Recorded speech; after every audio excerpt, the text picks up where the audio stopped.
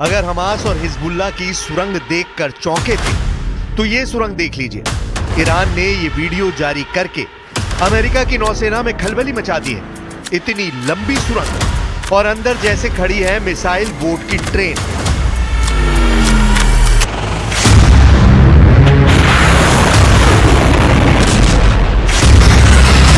एक, दो, 3, 4, 5, 6, 7, 8, 9, 10, 11, 12, 13 गिनते जाइए और मिसाइल बोट गिनते जाइए। यह मिसाइल बोट करती क्या है ये अब समंदर की सतह से देखिए।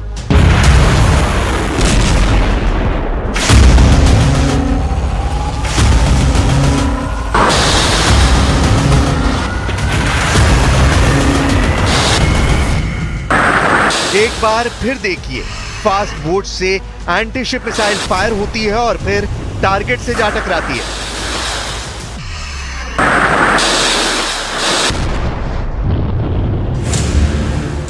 ईरान की नेवी के पास ऐसी करीब 4000 मिसाइल बोट है। हर मिसाइल बोट में 2 एंटी शिप मिसाइल होती हैं, साथ में 2 टॉर्पीडो लॉन्चर होते हैं। यह मिसाइल बोट 25 से 35 किलोमीटर की रेंज में दुश्मन जहाज को तबाह कर सकती है। अब सोचिए कि अगर ईरान के पास ऐसी 4000 मिसाइल बोट हैं तो वो दुश्मन के लिए कितना बड़ा खतरा साबित होंगी। आखिर क्या वजह है कि ईरान ने अपनी मिसाइल बोट ब्रिगेड अपने दुश्मनों को दिखाई है? क्यों इस अंडरग्राउंड टनल में मिसाइल बोट को छुपा कर रखा गया है? ईरान की एक कौन सी ताकत है जिससे अमेरिका भी डरता है और यूरोप के उसके साथी देश भी घबराते हैं? ईरान की इस मिसाइल पावर के क्या मायने हैं? حجم وسیعی که امروز دیدیم در مجموع بخش کوچکی از توان نیروی دریایی سپاه است که ظرف سالهای گذشته تا به امروز इस अंडरग्राउंड टनल का मुआयना करने ईरान के 2 बड़े जनरल पहुंचे। रेवोल्यूशनरी गार्ड्स के कमांडर जनरल हुसैन सलामी और रेवोल्यूशनरी गार्ड्स के नेवल डिवीजन के कमांडर जनरल अली रेजा तंगसीरी। ईरान बता रहा है कि उसके कमांडर हथियारों का सिलेक्शन फाइनल कर चुके हैं और अब दुश्मनों को कोई डिस्काउंट नहीं मिलेगा। ईरान हर मोर्चे पर अमेरिका और इजराइल को ललकार रहा है।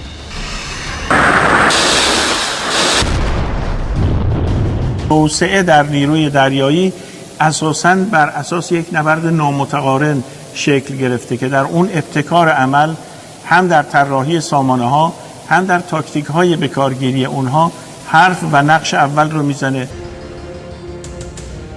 ईरान क्यों इतना आक्रामक है? गाजा में सीजफायर और सीरिया में जूलानी के कब्जे ने पश्चिम एशिया के अंदर 1 महीने में ऐसा क्या बदल दिया है कि ईरान को लग रहा है कि अब उसे एक नए वॉर जोन के लिए तैयार रहना चाहिए। ईरान को सबसे बड़ा खतरा अपने परमाणु अड्डों को लेकर है। ईरान को खतरा उसकी सबसे बड़ी ताकत मिसाइल बेस को लेकर है। ईरान को खतरा उसकी सबसे बड़ी फोर्स रेवोल्यूशनरी गार्ड्स को लेकर है। ईरान को खतरा उसके तेल के ठिकानों को लेकर भी है जिस पर इजराइल की नजर गड़ी हुई है। ये चारों ताकत इस वक्त इजराइल और अमेरिका के टारगेट पर है। ईरान के आसपास अरब सागर में इस वक्त अमेरिका के समुद्री बेड़े एक्टिव हैं। रात भर उड़ान भरी जा रही है। फाइटर जेट, टोही विमान सभी एयरक्राफ्ट कैरियर से टेक ऑफ कर रहे हैं। आखिर अमेरिका को ईरान से कौन सा इशारा मिला है जिसके बाद अमेरिका की नौसेना और उसके फाइटर जेट इतने एक्टिव हो गए? अमेरिका जैसे दुश्मनों की टोह लेने के लिए ईरान की नौसेना ने अपना नया वॉरशिप समंदर में उतार दिया है जो अमेरिका पर नजर रखने के लिए तैयार किया गया है। यह है ईरान की नौसेना का जहाज जरगोस। ये ईरान का एक जासूसी जहाज है जो दुश्मन की नौसेना की टोह लेता है। इस जहाज को जब लॉन्च किया गया तो ईरान के सैन्य अध्यक्ष जनरल मोहम्मद बागेरी भी यहां पहुंचे। इस जहाज में ऐसे कई सेंसर और रडार लगे हैं जो ईरान के आसपास समंदर पर पूरी नजर रख सकते हैं। अब तक पेंटागन को ईरान से 3 बड़े सिग्नल मिल चुके हैं जिससे पश्चिम एशिया में नए वॉर जोन को बनते हुए देखा जा सकता है।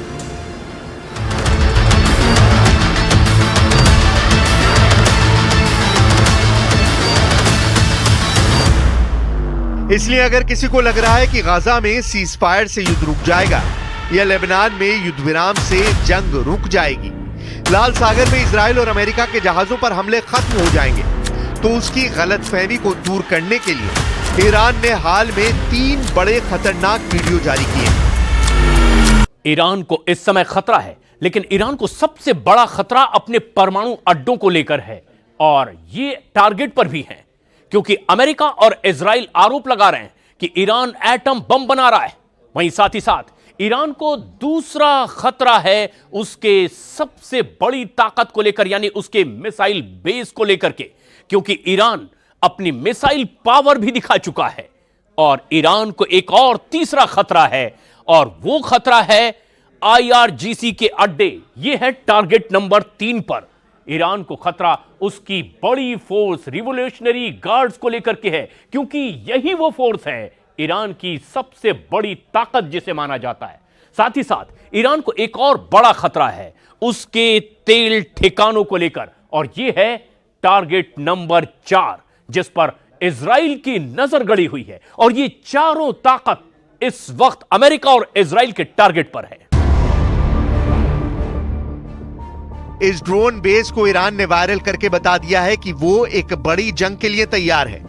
इस सीक्रेट अड्डे पर जैसे जैसे लाइट जलती है, ईरान के इन बहुत ही खतरनाक ड्रोन की तादाद बढ़ती जाती है। ईरान का यह सीक्रेट अड्डा ड्रोन का महागोदाम है, चारों तरफ ड्रोन ही ड्रोन। इसका मुआयना करते पहुंचे हैं ईरान के रक्षा मंत्री जनरल अजीज नासिरजादे और ईरान की सेना के बड़े कमांडर मेजर जनरल अब्दुल रहीम मूसवी। ईरान की ड्रोन पावर को लेकर खबर बहुत बड़ी है।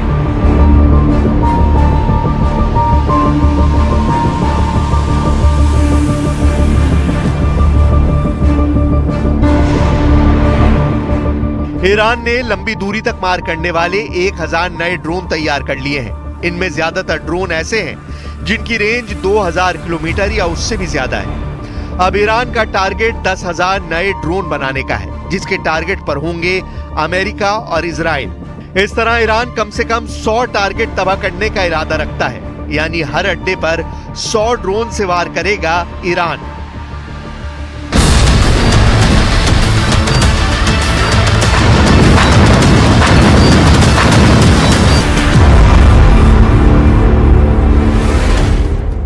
ईरान अपनी ड्रोन पावर इसलिए दिखा रहा है क्योंकि ये ड्रोन ईरान की सुरक्षा की सबसे बड़ी गारंटी माने जाते हैं। ईरान दुनिया की सबसे बड़ी ड्रोन पावर में से एक बन चुका है।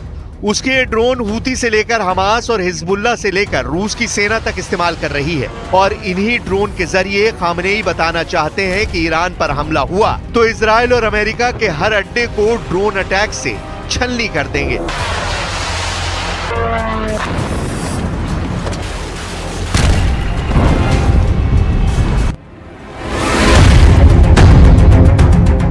ईरान का जोश इस वक्त बहुत हाई है और वो हमास और इजराइल के युद्ध विराम वाली डील को फिलिस्तीन की जीत बता रहा है। ईरान में फिलिस्तीन के समर्थन वाले प्रदर्शन लगातार हो रहे हैं, दिन हो या रात। ईरान के लोग सड़कों पर उतरकर बताना चाहते हैं कि वो इस युद्ध में पूरी तरह शामिल भी नहीं हुए, फिर भी इजराइल को हमास के साथ सीज फायर करने के लिए मजबूर होना पड़ा।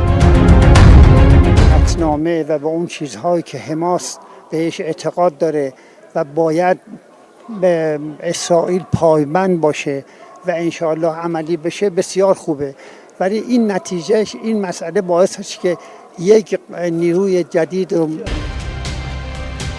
लोगों के हाथ में बैनर देखिए, इजराइल और अमेरिका के खिलाफ गुस्सा देखिए। इसमें कोई शक नहीं कि ईरान को इस बात का यकीन है कि अमेरिका और इजराइल उसके सबसे बड़े दुश्मन हैं।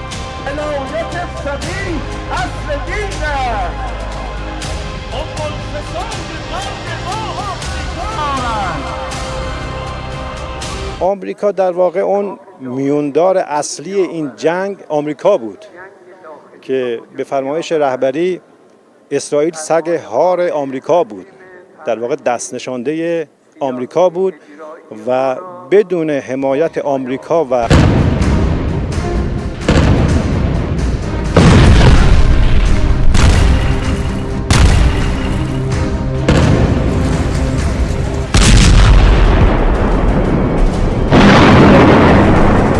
जब एक तरफ अमेरिका में डोनाल्ड ट्रंप की शपथ का इंतजार हो रहा है और दूसरी तरफ इजराइल की वॉर कैबिनेट को अमेरिका से ईरान के परमाणु कार्यक्रम को खत्म करने के लिए बड़ी उम्मीद नजर आ रही है, तब ईरान ने ऐसे वॉर जोन में लड़ने की तैयारी शुरू कर दी है जिसमें वो डबल फ्रंट पर युद्ध जीत सके, क्योंकि ईरान के परमाणु अड्डे पर उसके दुश्मन के टारगेट पर है।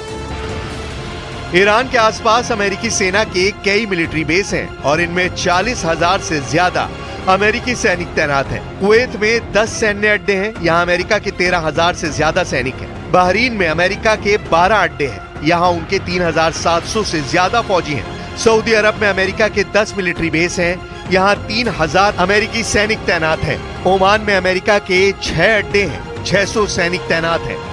यूएई में अमेरिका के 3 अड्डे हैं, 5,000 सैनिक तैनात हैं। कतर में अमेरिका का सबसे बड़ा मिलिट्री बेस है, यहाँ 13,000 अमेरिकी सैनिक हैं। ये वो देश हैं जहाँ से ईरान बहुत ज्यादा करीब है। इस बड़े खतरे और यहाँ से लॉन्च होने वाले किसी भी हवाई हमले को लेकर ईरान की तैयारी बहुत आक्रामक है। ईरान ने इक़्तिदार युद्ध अभ्यास में अपने एयर डिफेंस सिस्टम भी आजमा लिए हैं।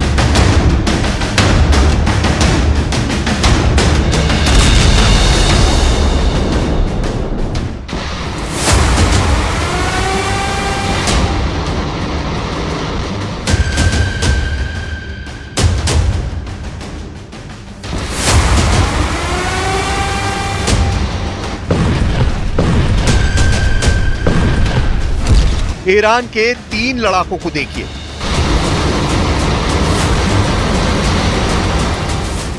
लॉन्च होते ही ये दुश्मन का जनाजा निकाल सकते हैं।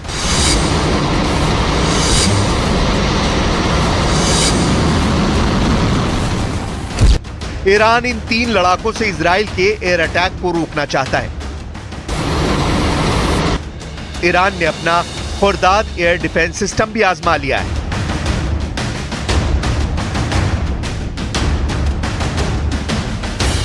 जिसकी रेंज 50 से 100 किलोमीटर तक है।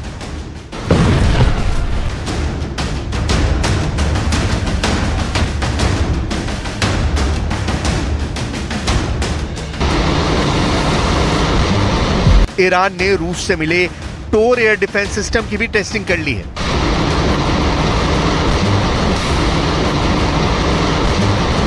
पच्चीस किलोमीटर रेंज वाली ये मिसाइल हेलीकॉप्टर, ड्रोन या फिर नीचे उड़ने वाले फाइटर जेट को मार गिराती है।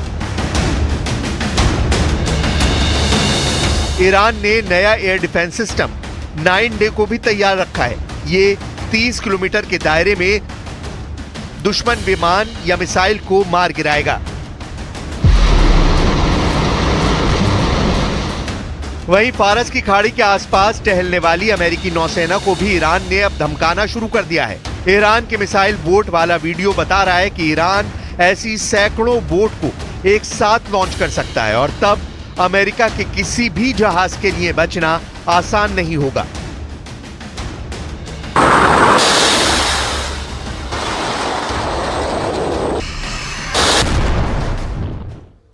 ये जुलानी बोला, अब तेल अवीव पर मारो गोला, क्योंकि तुर्की के राष्ट्रपति एर्दोआन इजराइल पर भड़क गए। एर्दोआन ने इजराइल के प्रधानमंत्री बेंजामिन नेतन्याहू को समझौता तोड़ने वाला लीडर बताकर धमकी भी दी है।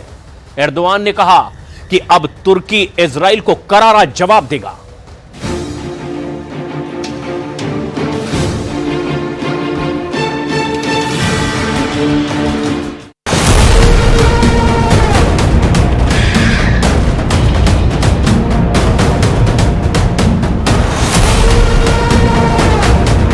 कागजों पर यह हमास इजराइल युद्ध रुक गया है। अमेरिका ने भी इस पर मुहर लगा दी है। फिलिस्तीन में भी जश्न मनाया गया है। इजराइल के पीएम ने भी अस्थायी युद्ध विराम को मान्यता दी है। नेतन्याहू ने साफ किया है कि युद्ध विराम लागू हो चुका है, लेकिन जरूरत पड़ी तो फिर से मिसाइलें फटेंगी, जंगी जेट गरजेंगे, बारूद की मात्रा पहले से कहीं ज्यादा होगी, मगर ये जरूरत पड़ने की बात है। वहीं तुर्की के राष्ट्रपति ने तो साफ साफ कह दिया है कि ये युद्ध विराम एक धोखा है। इजराइल ने जैसे समझौते के बाद भी हिजबुल्लाह को पीटा, जैसे सीरिया में घुसकर कमांडर जुलानी के लड़ाकों को मारा, जैसे हूथी फाइटर्स को इजराइल यमन में घुसकर मार रहा है, वैसे ही हमास को कुचलना जारी रखेगा। एर्दोआन ने ऐलान किया है कि इजराइल भरोसे के लायक नहीं। खासकर नेतन्याहू की आदत है युद्ध विराम समझौता तोड़ने वाली। लेकिन अब इजराइल को तुर्की रोकेगा। एर्दोआन ने नेतन्याहू को कैसे धमकाया, जरा गौर से सुनिए। İsrail'in özellikle de Netanyahu'nun ateşkes ihlallerinde sicilinin epey kabarık olduğunu çok iyi biliyoruz. Bu sefer buna izin verilmemelidir. Gazze'de tekrar eskiye dönülmemesi için herkes üzerine düşeni yapmalı. İsrail üzerinde sürekli baskı kurulmalıdır. तुर्की ने ऐलान कर दिया है कि Israel के युद्ध विराम समझौते का शिगुफा उसे मंजूर नहीं। असल में एर्दोआन सीरिया फ्रंट पर फुल कंट्रोल की चाल चल रहे हैं। इजराइल को सीरिया से भगाने की धमकी के बाद उन्होंने यह भी दावा किया कि सीरिया को 3 टुकड़े होने से उन्होंने बचा लिया। İsrail hükümeti 467 gündür uyguladığı soykırıma ve katliama rağmen Gazze'li kardeşlerimizin direniş iradesini kıramamıştır. Adana İl Kongresi'nin şehrimize inşallah ateşkes döneminde de Gazze'nin kanayan yaralarını sarmak için tüm imkanlarımızı harekete geçireceğiz. Israel Syria में तुर्की का plan कामयाब नहीं होने दे रहा है। Syria के 60 kilometre जमीन पर कब्जा कर इजराइल ने बफर जोन बना लिया है। हार्मोन पहाड़ जैसी अहम पोजीशन पर इजराइल की सेना तैनात है। यही बात एर्दोआन को खाए जा रही है। तुर्की का मिशन सीरिया में कुर्द फोर्स का सफाया है, लेकिन इजराइल और अमेरिका के रहते यह मुमकिन नहीं हो पा रहा। इसीलिए कमांडर जुलानी को एर्दोआन सीरिया का नया मसीहा साबित करने में तुले हुए हैं। Ülkedeki yeni yönetim tüm dini, mezhebi ve etnik kesimleri kucaklayan mutedil bir anlayış sergiliyor. Yeni yönetimin Suriye'nin siyasi ve coğrafi birliğini sağlama yönünde gösterdiği samimi gayreti takdirle izliyoruz. बशर अल असद के तख्ता पलट के बाद कमांडर जुलानी ने अपने आप को पूरी तरह से बदल लिया है। सीरिया को नए सिरे से संवारने के लिए जुलानी शांति का राग अलाप रहे हैं। हालांकि जुलानी का इतिहास उनकी नई बातों से मेल नहीं खाता। सीरिया में तख्ता पलट के समय ही कमांडर जुलानी का लड़ाका ग्रुप तुर्की के इशारे पर कुर्दों को निशाना बनाना शुरू कर चुका था।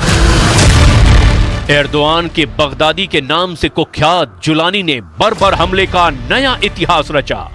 Syrian and observatory for human rights के मुताबिक तुर्की समर्थक HTS लड़ाके ताल रिफत शहर और आसपास के कई गांवों पर कब्जा करके बैठे हुए थे। रिपोर्ट में बताया गया कि उत्तरी अलेप्पो में तकरीबन 2 लाख सीरियाई कुर्द आबादी को तुर्की समर्थक गुटों ने बंधक बना लिया था। तुर्की समर्थक लड़ाकों ने कुर्द बहुल इलाके को दुनिया से अलग थलग कर दिया था। सीरिया का ताल रिफत तुर्की बॉर्डर से सिर्फ 20 किलोमीटर दूर है, जहां भीषण खून खराबा हुआ। स्वयंभू खलीफा एर्दोआन के कमांडर जुलानी के निशाने पर कुर्दों के साथ सभी अल्पसंख्यक हैं। सीरिया के सुवेदा के ड्रूज सिटी में विद्रोही गुटों ने सभी अल्पसंख्यकों का धर्मांतरण करवाया। अलेप्पो पर कब्जे के बाद क्रिसमस के लिए लगाए गए पेड़ों को बर्बाद कर दिया गया। जुलानी के हमला करने का तरीका और मकसद भी बगदादी वाला ही है।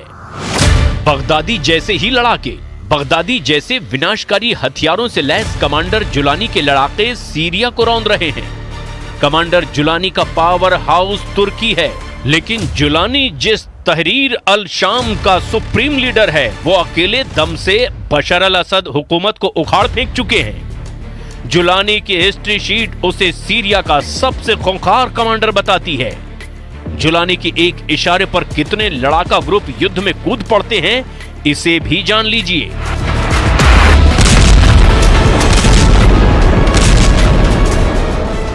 जैश अल मुहाजिरीन अल अंसार ग्रीन बटालियन, खुरासान ग्रुप, शुकूर अल इज़ तौहीद बटालियन, जमात अल मुराबितीन, अल इखलास ब्रिगेड, मुताह ब्रिगेड, इब्न अल कय्यीम ब्रिगेड, अल काका इस्लामिक ब्रिगेड, अंसार अल सलीब और अलेप्पो माउंटेन लायंस बटालियन, कातिबत बैत अल मकदीस, अंसार अल शाम, हानी अल नस्र ब्रिगेड, उमर इब्न खत्ताब फोर्स, अब्दुल्ला अज़्ज़ाम ब्रिगेड और उसूद अल हरब ब्रिगेड।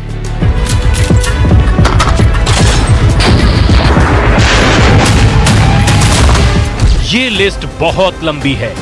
जुलानी सीरिया में असद विरोधी सभी फाइटर ग्रुप का बेताज बादशाह है। कमांडर जुलानी का ये रुतबा इसीलिए है क्योंकि उसने सुपर पावर अमेरिका तक को चैलेंज दे रखा है।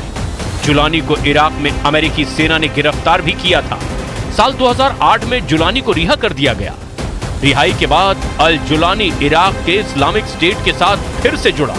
2011 में अरब क्रांति शुरू हुई तो जुलानी सीरिया आकर बशर के खिलाफ विद्रोह का पोस्टर बॉय बन गया। 2012 में जुलानी के बनाए अबाद अल नुसरा ग्रुप ने बशर सरकार की बुनियाद हिला दी थी। आगे चलकर जुलानी ने हयात तहरीर अल शाम संगठन बनाकर जुलानी ने असद से युद्ध शुरू कर दिया। जुलानी के झंडे तले एक एक कर खाड़ी के वो सभी टेरर ग्रुप जुड़ने लगे जिनकी बशर से दुश्मनी है। जुलानी ने 2020 से ही बशर के खिलाफ जंग की तैयारी शुरू कर दी थी। कमांडर जुलानी सीरिया के इदलिब में खुलेआम जलसे कर बशर के खिलाफ युद्ध का ऐलान करने लगा था।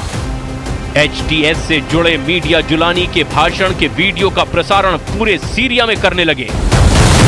सोशल मीडिया के जरिए जुलानी के जहरीली तकरीरें सभी फाइटर ग्रुप तक पहुंचाई जाती थी।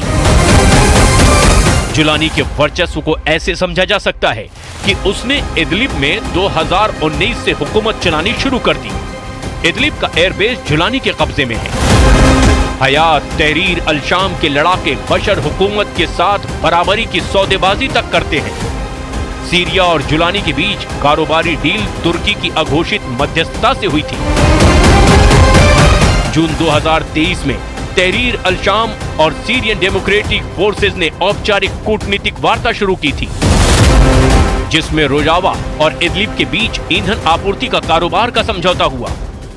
मतलब कमांडर जुलानी को किसी अदने से टेरर ग्रुप का लीडर समझने की भूल इजराइल अभी ने कॉन्ट्रैक्ट ऐसे खूंखार कमांडर को सौंपा है जो अबू बकर। न्यूज ये है कि अमेरिका भी सीरिया में अपने सैन्य अड्डों में इजाफा करता जा रहा है।